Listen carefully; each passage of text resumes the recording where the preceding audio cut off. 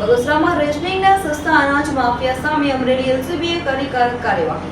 બગસરા શહેરમાંથી ગેરકાયદેસર સસ્તા અનાજનો જથ્થો ઝડપાયો હતો।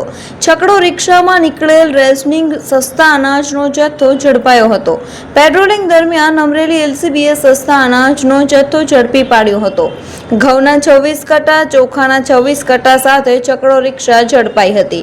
છકડો રિક્ષા સાથે આસિફ અબ્દુલ નામના ઈસમને ઝડપી તંત્ર દ્વારા કાર્યવાહી કરવામાં આવી હતી। ₹97,000નો મુદ્દામાલ ઝડપીને એલસીબીએ બગસરા મામલતદારને સુપરત કર્યો હતો।